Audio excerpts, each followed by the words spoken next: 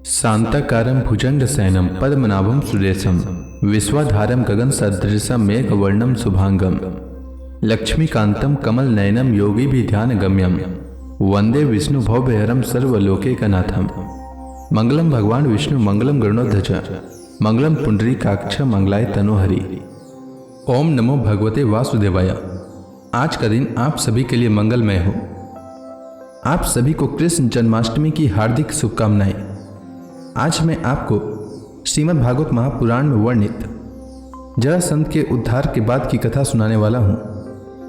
तो आइए सुनते हैं भाद्रपद मास कथा का 6ठा अध्याय। श्री सुखदेव जी कहते हैं, परीक्षित, जरासंध ने अनायास ही 20,800 राजाओं को जीतकर पहाड़ों की घाटी में एक किले के भीतर कैद कर रखा था। भगवान श्री कृष्ण के छोड़ देने पर जब वे वहां से निकले तब उनके शरीर और वस्त्र मैले हो रहे थे। वे भूख से दुर्बल हो रहे थे और उनके मुंह सूख गए थे। जल में बंद रहने के कारण उनके शरीर का एक एक अंग ढीला पड़ गया था। वहां से निकलते ही उन नरपतियों ने देखा कि सामने भगवान श्री कृष्ण खड़े हैं। वर्षाकालीन मेघ के समान उनका सांवला सलोना शरीर है और उस पर पीले रंग का रेशमी वस्त्र फहरा रहा है। 4 भुजाएं हैं जिसमें गदा, शंख, चक्र और कमल सुशोभित है। वक्ष स्थल पर सुनहली रेखा शिवत्स का चिन्ह है और कमल के भीतरी भाग के समान कोमल और रत्नारे नेत्र हैं। सुंदर वदन प्रसन्नता का सदन है।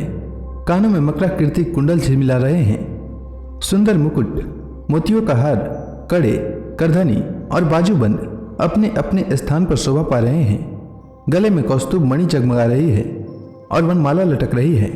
भगवान श्री कृष्ण को देखकर उन राजाओं की ऐसी स्थिति हो गई मानो वे नेत्रों से उन्हें पी रहे हैं, जीभ से चाट रहे हैं, नासिका से सूंघ रहे हैं और बाहुओं से आलिंगन कर रहे हैं। उनके सारे पाप तो भगवान के दर्शन से ही धुल चुके थे। उन्होंने भगवान श्री कृष्ण के चरणों पर अपना सिर रखकर प्रणाम किया। भगवान श्री कृष्ण के दर्शन से उन राजाओं को इतना अधिक आनंद हुआ कि कैद में रहने का क्लेश बिल्कुल जाता रहा। वे हाथ जोड़कर विनम्र वाणी से भगवान श्री कृष्ण की स्तुति करने लगे। राजाओं ने कहा, शरणागतों के सारे दुख और भय हर लेने वाले देव देवेश्वर, सच्चिदानंद स्वरूप अविनाशी श्री कृष्ण, हम आपको नमस्कार करते हैं। आपने जरासंध के कारागार से तो हमें छुड़ा ही दिया, अब इस जन्म मृत्यु रूप घोर संसार चक्र से भी छुड़ा दीजिए, क्योंकि हम संसार में दुख का कटु अनुभव करके उससे उब गए हैं और आपकी शरण में आए हैं। प्रभु, अब आप हमारी रक्षा कीजिए। मधुसूदन, हमारे स्वामी, हम मगध राज जरासंध का कोई दोष नहीं देखते। भगवान, यह तो आपका बहुत बड़ा अनुग्रह है कि हम राजा कहलाने वाले लोग राज्य लक्ष्मी से च्युत कर दिए गए, क्योंकि जो राजा अपने राज्य ऐश्वर्य के मद से उन्मत्त हो जाता है उसको सच्चे सुख की, कल्याण की प्राप्ति कभी नहीं हो सकती। वह आपकी माया से मोहित होकर अनित्य संपत्तियों को ही अचल मान बैठता है। जैसे मूर्ख लोग मृग तृष्णा के जल को ही जलाशय मान लेते हैं, वैसे ही इंद्रिय लोलुप और अज्ञानी पुरुष भी इस परिवर्तनशील माया को सत्य वस्तु मान लेते हैं। भगवान, पहले हम लोग धन संपत्ति के नशे में चूर होकर अंधे हो रहे थे। इस पृथ्वी को जीत लेने के लिए एक दूसरे की होड़ करते थे और अपनी ही प्रजा का नाश करते रहते थे। सचमुच हमारा जीवन अत्यंत क्रूरता से भरा हुआ था और हम लोग इतने अधिक मतवाले हो रहे थे कि आप मृत्यु रूप से हमारे सामने खड़े हैं, इस बात की भी हम तनिक परवाह नहीं करते थे। सच्चिदानंद स्वरूप श्री कृष्ण, काल की गति बड़ी गहन है। वह इतना बलवान है कि किसी के टाले नहीं टलता है।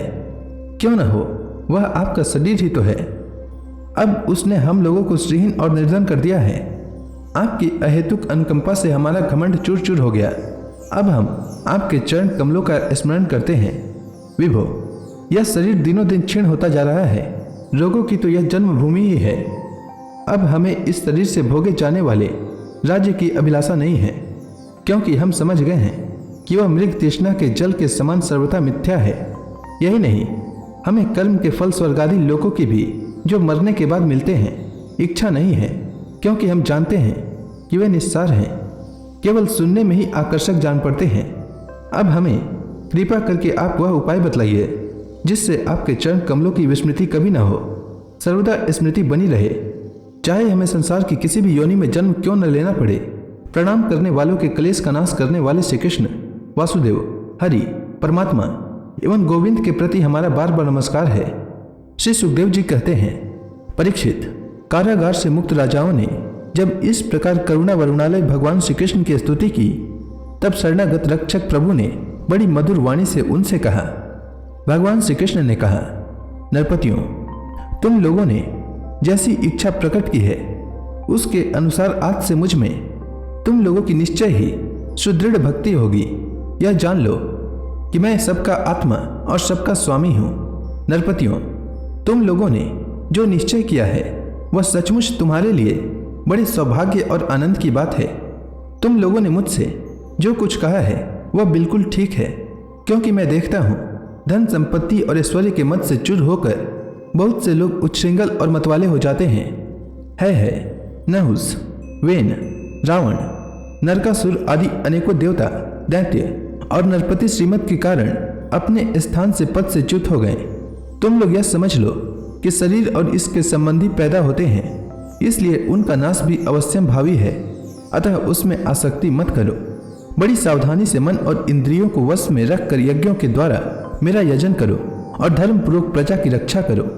तुम लोग अपनी वंश परंपरा की रक्षा के लिए, भोग के लिए नहीं, संतान उत्पन्न करो और प्रारब्ध के अनुसार जन्म मृत्यु, सुख दुख, लाभ हानि जो कुछ भी प्राप्त हो उन्हें समान भाव से मेरा प्रसाद समझकर सेवन करो और अपना चित्त मुझ में लगाकर जीवन बिताओ। देह और देह के संबंधियों से किसी प्रकार की आसक्ति न रखकर उदासीन रहो। अपने आप में आत्मा में ही स्मरण करो और भजन तथा आश्रम के योग्य व्रतों का पालन करते रहो। अपना मन भली भांति मुझ में लगाकर अंत में तुम लोग मुझ ब्रह्म स्वरूप को ही प्राप्त हो जाओगे। श्री सुखदेव जी कहते हैं, परीक्षित, भुवनेश्वर भगवान श्री कृष्ण ने राजाओं को यह आदेश देकर उन्हें स्नान आदि कराने के लिए बहुत से स्त्री पुरुष नियुक्त कर दिए। परीक्षित, जरासंध के पुत्र सहदेव से उनको राजोचित वस्त्र आभूषण, माला चंदन आदि दिलवाकर उनका खूब सम्मान करवाया। जब वे स्नान करके वस्त्राभूषण से सुसज्जित हो चुके, तब भगवान ने उन्हें उत्तम उत्तम पदार्थों का भोजन करवाया और पान आदि विविध प्रकार के राजोचित भोग दिलवाए। भगवान श्री कृष्ण ने इस प्रकार उन बंदी राजाओं को सम्मानित किया। अब वे समस्त कलेशों से छुटकारा पाकर तथा कानों में झिलमिलाते हुए सुंदर सुंदर कुंडल पहनकर ऐसे शोभायमान हुए जैसे वर्षा ऋतु का अंत हो जाने पर तारे।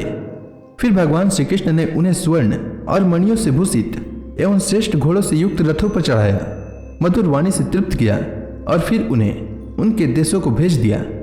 इस प्रकार उदार शिरोमणि भगवान श्री कृष्ण ने उन राजाओं को महान कष्ट से मुक्त किया। अब वे जगतपति भगवान श्री कृष्ण के रूप, गुण और लीलाओं का चिंतन करते हुए अपनी अपनी राजधानी को चले गए।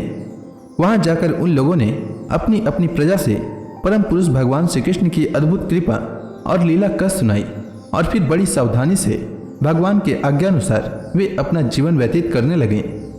परीक्षित, इस प्रकार भगवान श्री कृष्ण भीमसेन के द्वारा जरासंध का वध करवाकर भीमसेन और अर्जुन के साथ जरासंध नंदन सहदेव से सम्मानित होकर इंद्रप्रस्थ के लिए चले।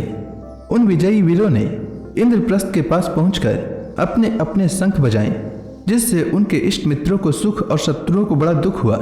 इंद्रप्रस्थ निवासियों का मन उस शंख ध्वनि को सुनकर खिल उठा। उन्होंने समझ लिया कि जरासंध मर गया और अब राजा युधिष्ठिर का राजसूय यज्ञ करने का संकल्प एक प्रकार से पूरा हो गया। भीमसेन, अर्जुन और भगवान श्री कृष्ण ने राजा युधिष्ठिर की वंदना की और वह सब कृत्य का सुनाया जो उन्हें जरासंध के वध के लिए करना पड़ा था। धर्मराज युधिष्ठिर भगवान श्री कृष्ण के इस परम अनुग्रह की बात सुनकर प्रेम से भर गए। उनके नेत्रों से आनंद के आंसुओं की बूंदें टपकने लगी और वे उनसे कुछ भी कह न सके। तो इसी के साथ आज का यह अध्याय समाप्त हुआ।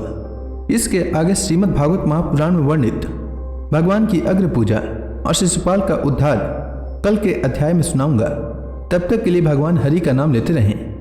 तो प्रेम से बोलिए भगवान विष्णु की जय, श्री कृष्ण भगवान की जय, समस्त देवी देवताओं की जय।